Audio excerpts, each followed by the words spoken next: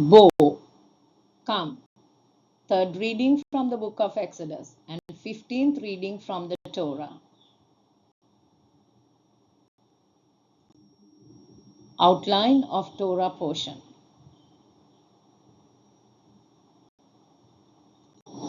The 8th and ninth plagues. Exodus chapter 10 verse 1 to verse 29. Adonai said to Moshe, "Go to Pharaoh."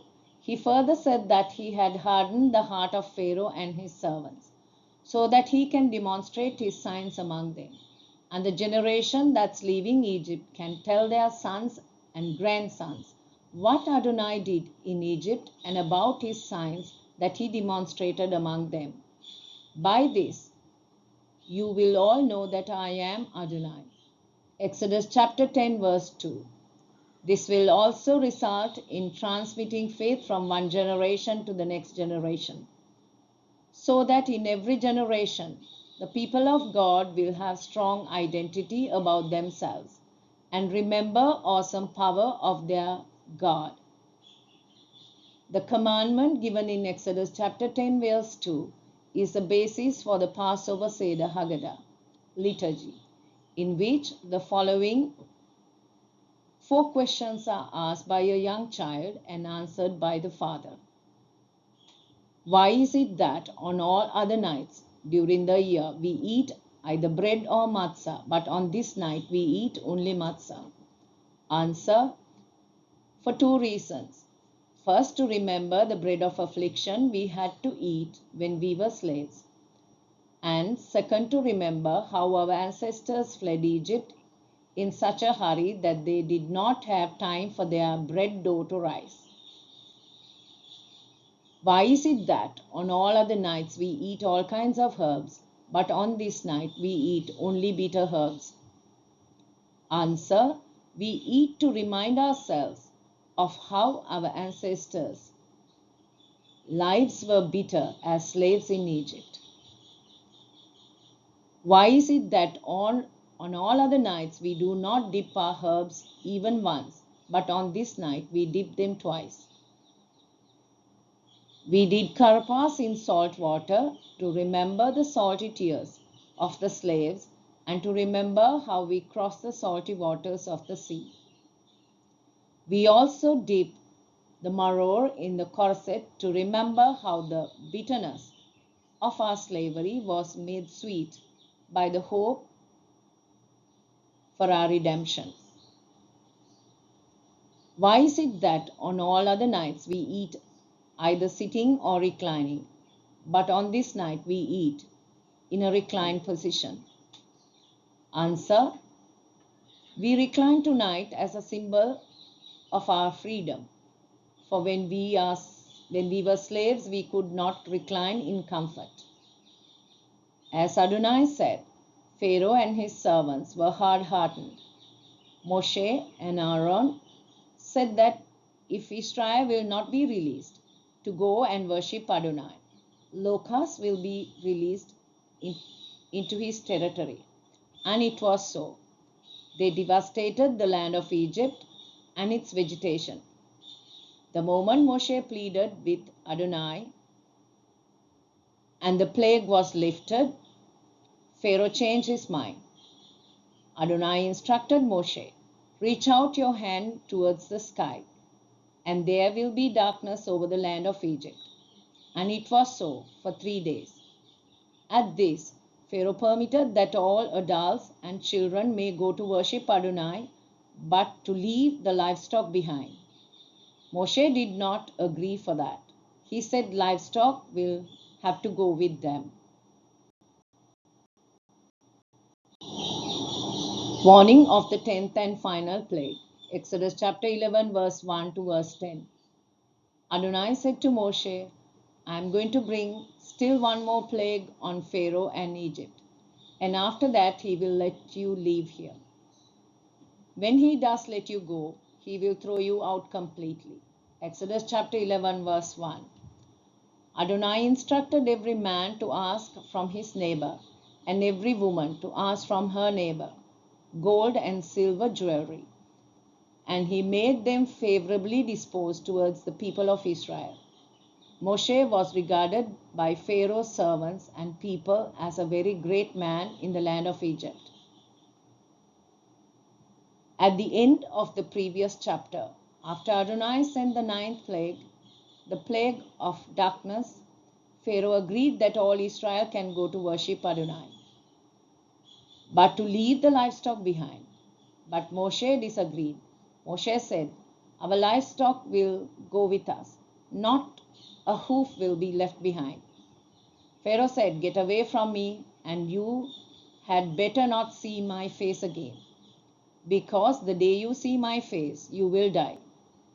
Moshe replied, "Well spoken, I will see your face no more."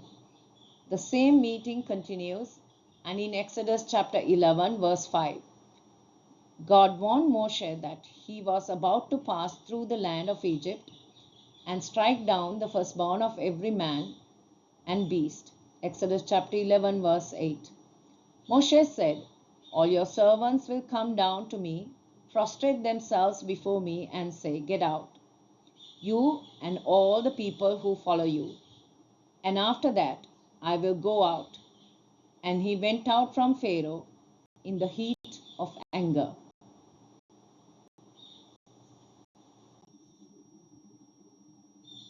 The first Passover instituted. Exodus chapter 12, verse 1 to verse 28. Adonai said to Moshe and Aaron in the land of Egypt, he said, "You are to begin your calendar with this month. It will be the first month of the year for you." Exodus chapter 12, verse 1 and 2. On the 10th day of this month, each man is to take a lamb or kid for his family, one per household. If the household is small, then he and his next door neighbor should share one, divided in proportion to the number of people eating it. Animal must be without defect. A male in its first year can be sheep or a goat.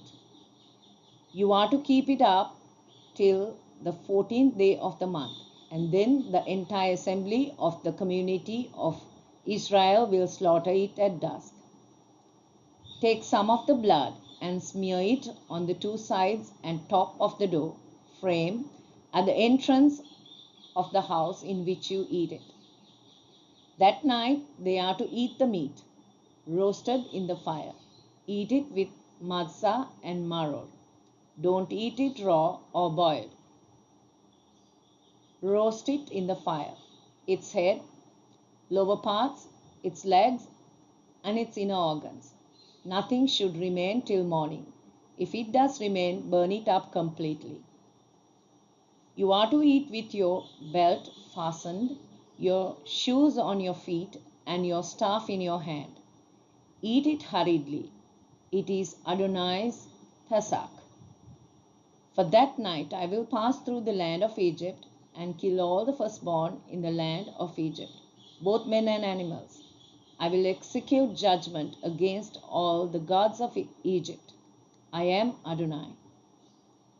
Blood will serve you as a sign, marking the houses where you are. When I see the blood, I will pass over you. When I strike the land of Egypt, the death blow will not strike you. The 10th plague, Exodus chapter 12, verse 29 to 36. The 10th and final blow over the land of Egypt was the most dreadful, the slaying of the firstborn. At midnight, Adonai killed all the firstborn in the land of Egypt, from the firstborn of Pharaoh sitting on his throne to the firstborn of the prisoner in the dungeon, and all the firstborn of livestock. Pharaoh got up in the night, he, all his servants, and all the Egyptians, and there was horrendous wailing in Egypt, for there wasn't a single house without someone dead in it. Exodus chapter 12, verse 29 to verse 30. Pharaoh's son was the heir to the throne of Egypt. Like Pharaoh, the son too was likened to a god. He should have been under the protection of the pantheon of the Egyptian gods. As Adonai said, he executed judgment against all the gods of Egypt. Pharaoh summoned Moshe and Aaron by night and said, "Up and leave my people, both you and the people of Israel. Go and serve Adonai as you said." Egyptians pressed to send the people out of the land quickly. They feared that all of them will be dead. In all these 10 plagues, people of Israel, their livestock, and the land they were living in was not affected in any way.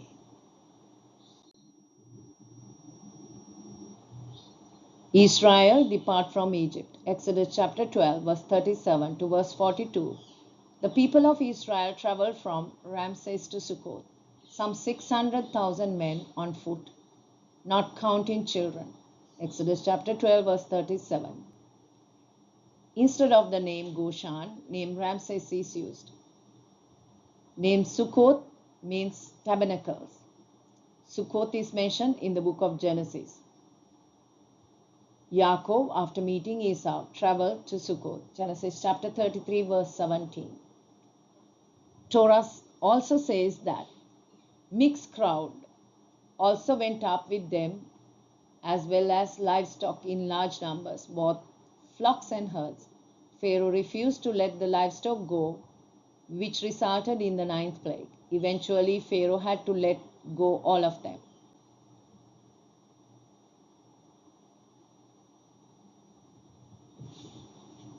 People of Israel baked matzah loaves from the dough they had brought out of Egypt, since it was unleavened, because they had been driven out of Egypt without time to prepare supplies for themselves.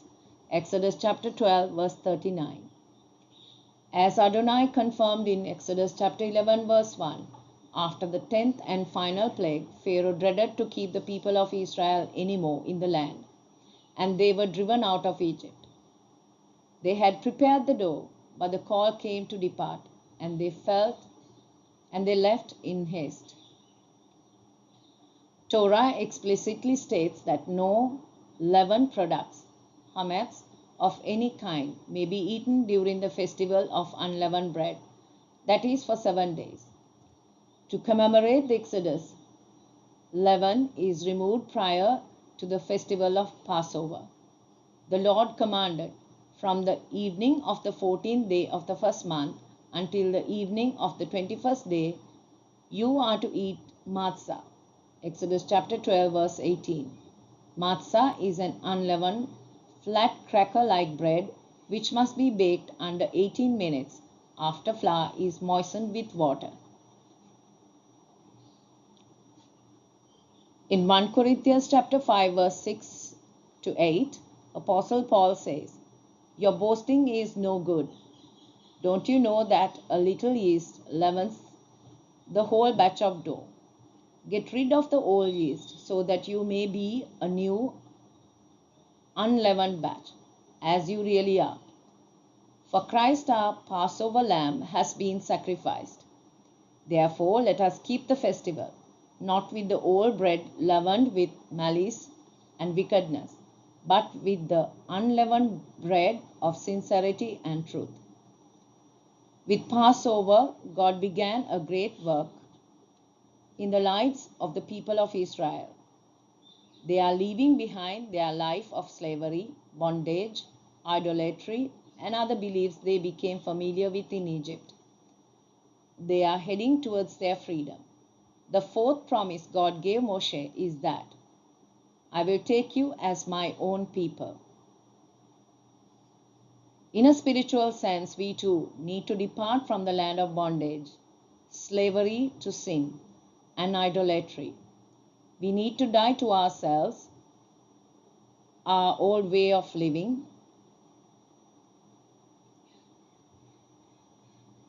through his sinless life and his obedient life to Adonai, and through his sacrificial death. Yeshua HaMashiach gives this opportunity to everyone who believes in him. We become a new creation and children of God through Yeshua HaMashiach. Regulation for the Passover. Exodus chapter 12, verse 43. to verse 51. Adonai said to Moshe and Aaron, "This is the regulation for the Pesach lamb. No foreigner is to eat it." Exodus chapter 12, verse 43. In the days of the apostles, male Gentile believers were free to remain uncircumcised if they wished to. If they wanted to make a Passover sacrifice, then they had to get circumcised and become a convert. At this time, for most of the Gentile believers, this was not an issue, since they lived far away from Jerusalem. Neither them or the Jewish community around them had access to the temple or sacrifices.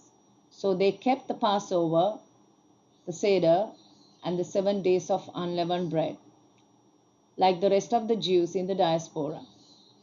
Only thing prohibited to them was the sacrificial lamb.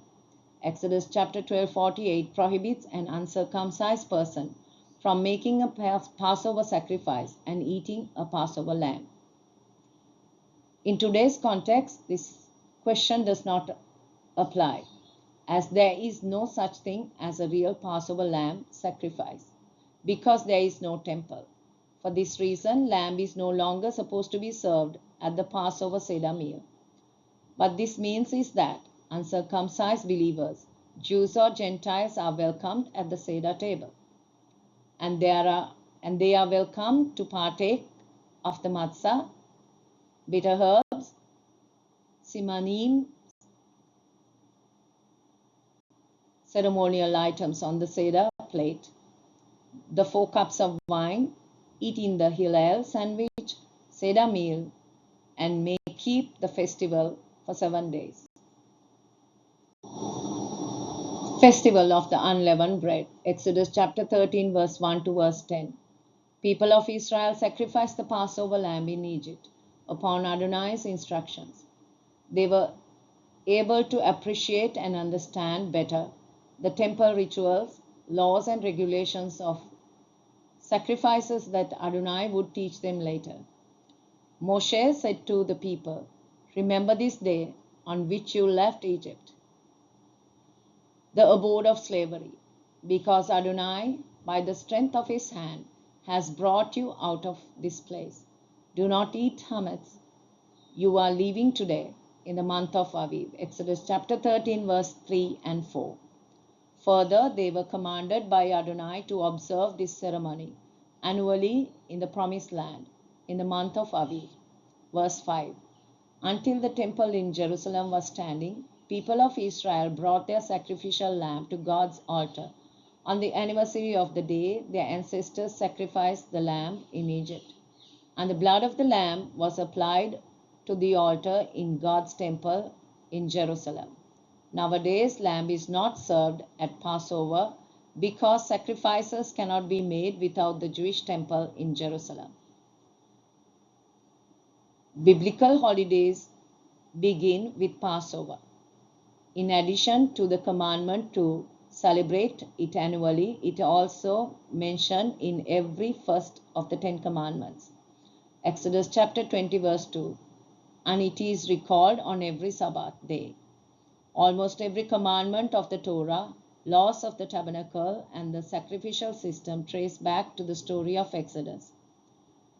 Festival of Shavuot and Sukkot derives from Passover. Most of all, Passover prefigures the redemptive work of Yeshua HaMashiach as the great Lamb of God.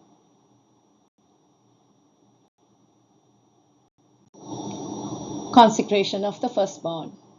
Exodus chapter 13, verse 11 to verse 16. When Adonai brings you into the land of Canaan, as he swore to your ancestors, and gives it to you, you are to set apart for Adonai everything that is first from the womb. Every firstborn male animal will belong to Adonai. Exodus chapter 13, verse 11 and 12. Since God had spared the firstborn of Israel people and animals in the Passover judgment, these rightly belong to him. People of Israel were to acknowledge this by dedicating or setting apart their firstborn to God in an act of thankful worship. Exodus chapter 13, verse 1 and 2 and verse 15. This act also symbolized the consecration of the entire redeemed nation to God, since Israel as a whole was God's firstborn. Exodus chapter 4, verse 22. Animals considered ceremonially clean, such as sheep and cattle, were dedicated to God by means of sacrifice. Ceremonially unclean animals, unfit to be offered as sacrifices, such as donkeys, had to be redeemed. They had to be bought back from God. If an animal was not redeemed, it had to be destroyed. Human sacrifice, however, was forbidden. Parents ceremonially presented their firstborn to God and redeemed the child by a payment of money. Instruction in chapter 13, verse 9 resulted in the creation of phylacteries. These were small boxes containing strips of cloth on which people wrote selected teachings from the law of God. Phylacteries are worn on arms or foreheads.